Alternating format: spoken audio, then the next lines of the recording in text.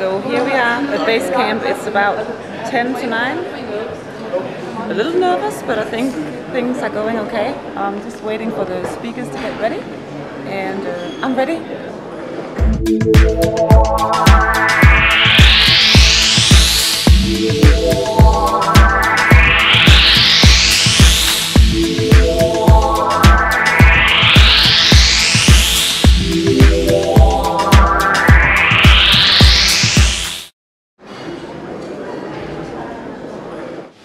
The Danish and the English words both have two meanings: significance and the idea that something makes sense.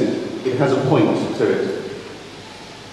And looking around at some of the advertising you see on the billboards and the television and the magazines, tears were running down my cheeks, some in laughter, some just in pain and anguish at the pointlessness of most modern advertising.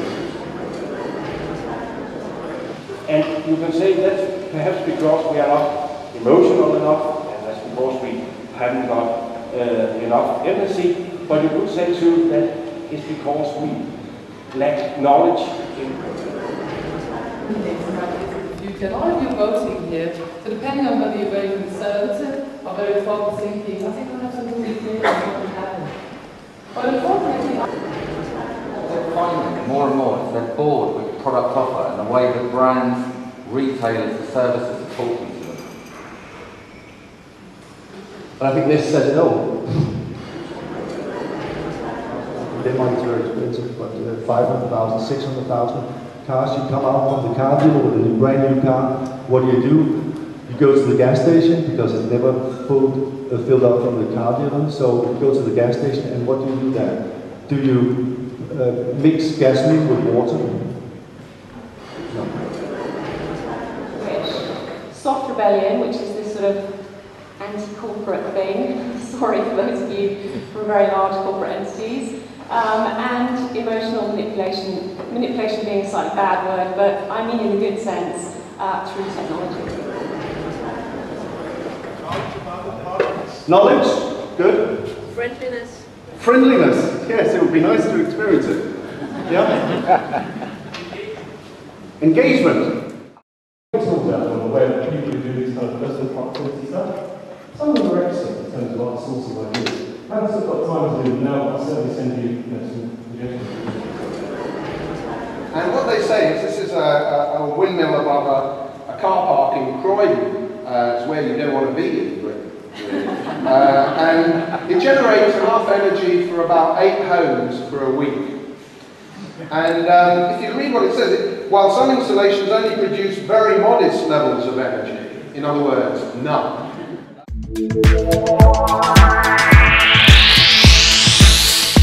it's all about empowerment to the people. It sounds political, but it's all about empathy, emotion, ethics, energy, entertainment.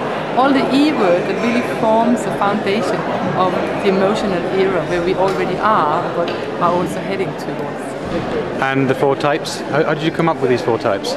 Basically, my little circle which I love is based on rational and emotional. And then I think being a Viking, of course, that you have kind of the contrasting mindset, the hunters and the gatherers, the very old-fashioned ideas of people. So you've got a rational hunter, a rational gatherer, which I would say perhaps it's about 80% of the population. But you aspire somehow to be perhaps an emotional hunter, or perhaps an emotional gatherer. So this is really the 4 types summed up. And you will have those on the internet, my slides, some of them, to remind you of this. It's all about empathy, it's all about emotions today, more or less. And I think my best recommendation for companies is that you have to take a step back, so to speak, to make it possible for your employees, for your customers, to show their emotions and to define your own role as a company, as a manager, in a more facilitating role than today. So you haven't got to be a step forward, but you have to be a step behind, so to speak, behind your employees, behind your customers. A more discreet, but also still an important role. I think a reason maybe why there's this big fast turnover of management is perhaps that there are too many visions and too much trying to be the leader in front, except of silent work behind facilitating it for the rest.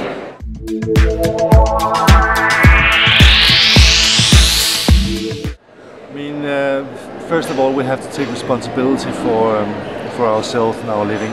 And the main thing in consumption, food and drink, is to find good raw materials.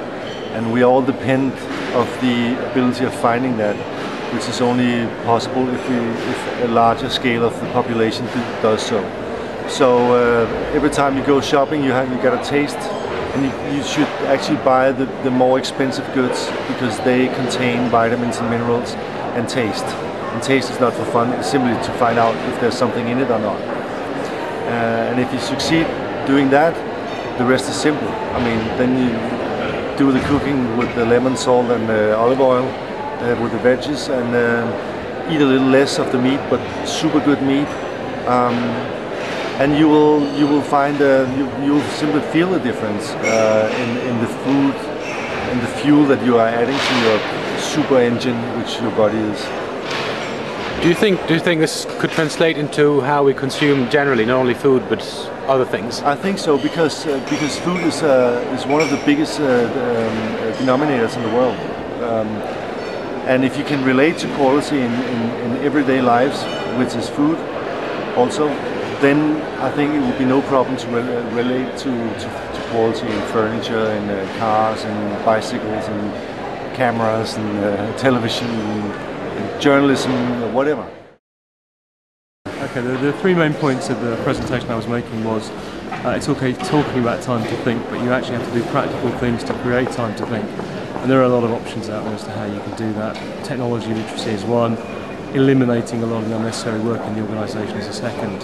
The second point I was making was that really as we look forward as organisations, we want to talk about meaning, we really have to think about a higher level and what is our responsibility in terms of both stewardship of the planet's resources and creating options for future generations. And the third point I was making was that as organisations, we need to start looking more broadly at to where we source new ideas from and how we bring those ideas into our organisations. And what would your recommendation be to? Well, I think you need to scan widely, start looking at Asia at some of the really interesting innovation happening both in business, but also people tackling some of the most persistent social problems. Those people are tackling issues like being unbanked, child health, and they're doing it with a level of resource that we couldn't even imagine starting with. But they can't imagine having the kind of resource that we complain about. But they're delivering fantastic results with that minimal resource. And it's very inspiring when you see what they're doing, because much of it is truly sustainable. So what kind of argument do you use when you do consulting, when you talk to CEOs about these topics, about responsibility for the future and so on? What do you usually... Well, it's a conversation you take them through and you look at the impact of what we're doing, the difference between our levels of consumption and those in the developing world, and recognition that it's not sustainable to simply for everyone to scale up their consumption.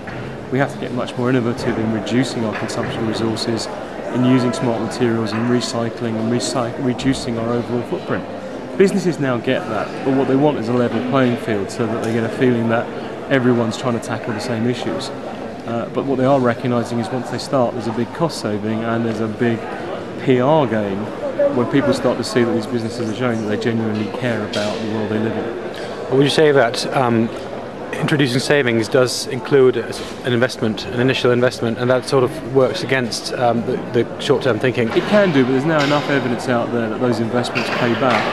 And these guys are sensible business people in the whole. When they look at those business cases, they're really starting to act on them. There's a lot of hope out there that business is taking this seriously now and is over the next few years really going to make big efforts to reduce its environmental footprint. Great, thank you very much for this. Thank you.